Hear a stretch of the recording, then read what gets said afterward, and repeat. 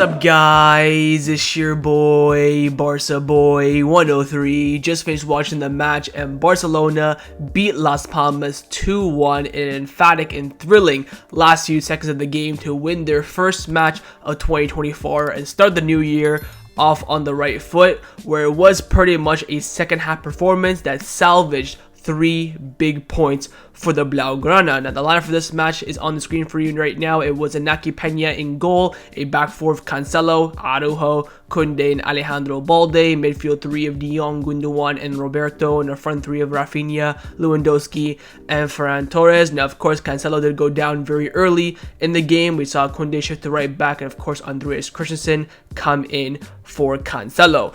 That first half was just a recyclation of what we've seen over the past few weeks. Take the Almeria first half, copy and paste, Control-C, Control-V into this game. It was the exact same thing. That first half was absolutely diabolical.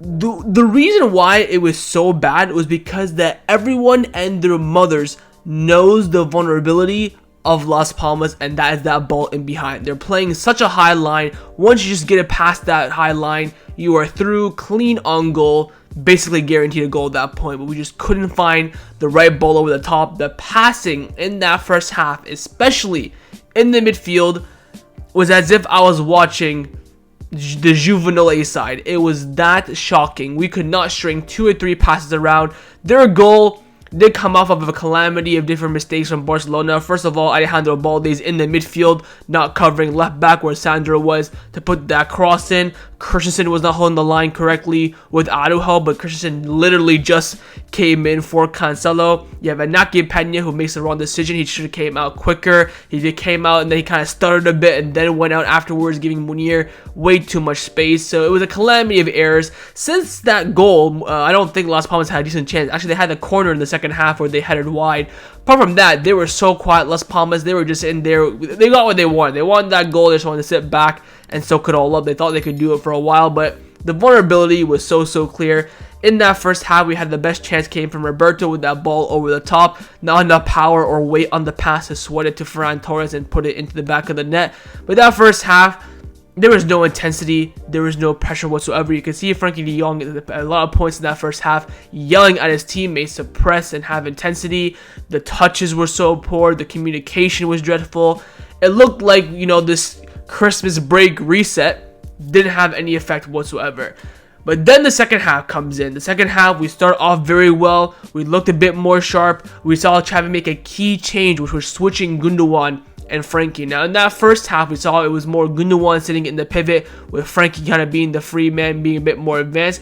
But Xavi then switched it, which I think is the correct decision. Again, Gundogan, we know him best for moving forward, to pick up those spaces in the midfield, making those runs in behind, especially if it's tied with Man City. Correct change again from Xavi. We look better. We're moving forward. We're creating chances in the box. The ball's in behind. We're looking a bit better. Again, the end product for the majority of the team today wasn't the best. We got the goal, of course, from Ferran Torres. It wasn't really, us creating it. It was just a jammy ball in behind. The ball was bouncing around a bit in the box. Roberto got a nice touch on it. Ferran Torres hit it one time and tucked it in. Of course, the final goal was a clear penalty. Gundogan was going to score in that open net anyways, but he got pushed, which again puts a risk for the penalty being a 50-50, because if Gundogan misses the penalty, then the person who got the red card will walk away as the winner.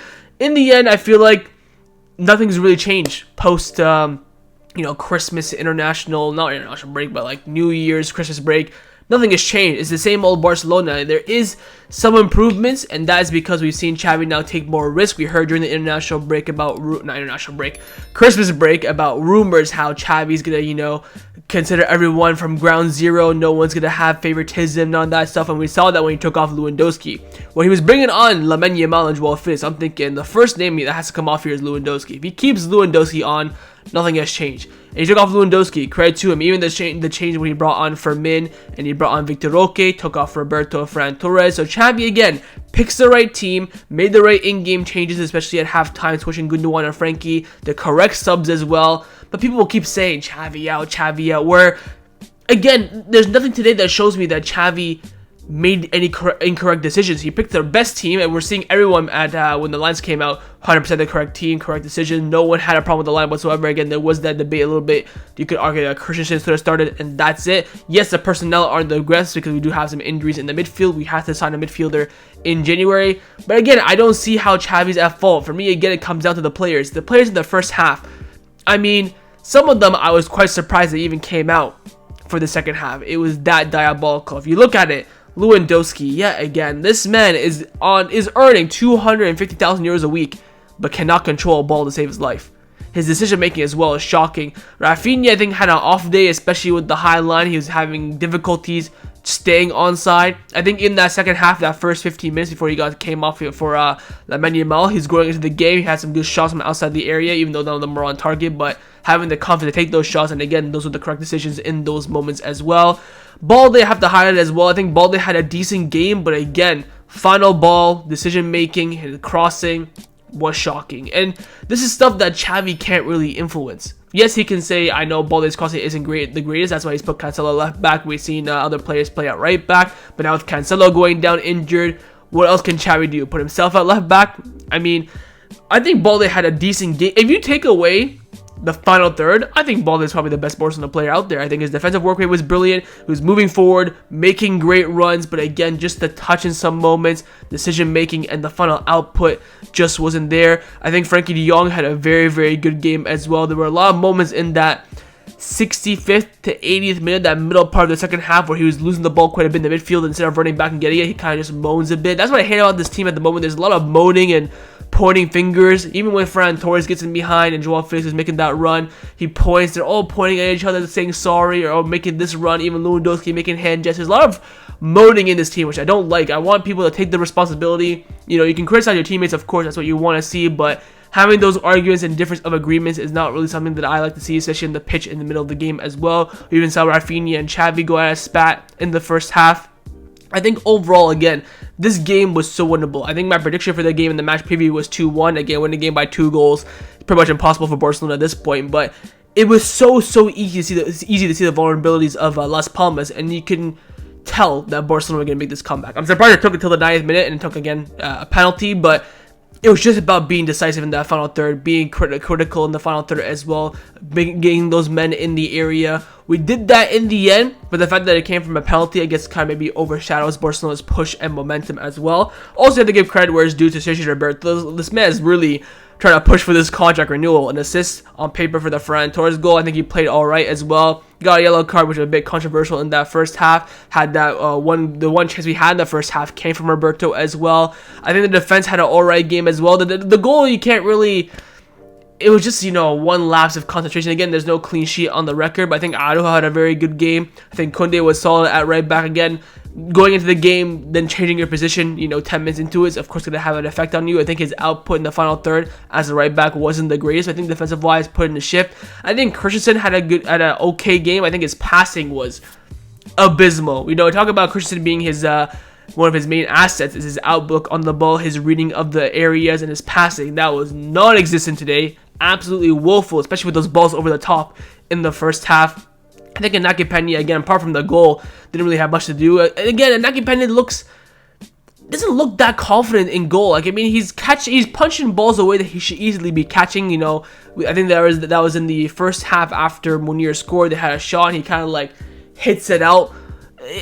You can tell that, you know, there's not much confidence, but there's a bit of uncertainty there. People are saying, oh, he's going to bench Ter Stegen. Ter Stegen is walking back into this team once he gets fully fit, and that's 100% the reality. And I think overall, this game is just hopefully get the feet back on the ground. We then now have the Cup, of course, on Sunday. We're going to see a lot of rotation. Then you go into the Super Cup where the serious business begins, and we'll wait and see if this team is up for the task. But again, it's pretty much the moral of this match review.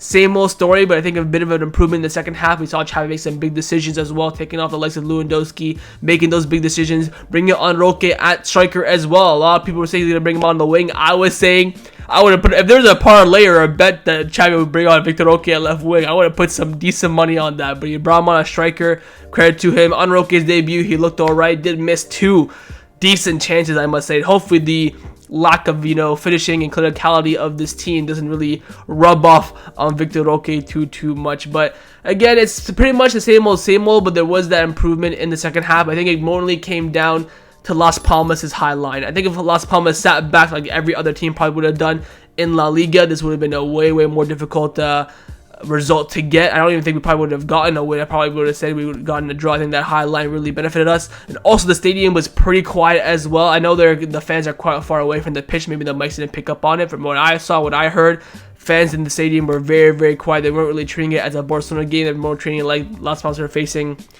I don't know, it's a random team, like Osasuna or something. That's how I felt anyways. I think overall, we deserved the win. I think the second half performance was really good, especially from what we've seen over the past month. The first half, absolutely dire, and a fully deserved win for Barcelona. Leave your thoughts down in the comments below on the performance, on the decision-making of Xavi for his lineup and his changes as well, and what are your overall thoughts going into the next few weeks, which are very big for Barcelona. 2 cup competitions were pretty much our only chance of silverware this season. We're still in the league race, 7 points off the top. If we lost this game, it would have been 10 points. We would have been finished. A draw, 9 points, thinking you're pretty much done out here, but 7 points now. We're now into 3rd place. We were in 4th before the match days started. We then dropped to 5th. Now we're in 3rd, which of course is a good thing, and hopefully we can make some sort of a push to defend our league title. Again, leave me all your thoughts down in the comments below, and I will see you guys next time on the channel. Take care, and Forza Barca.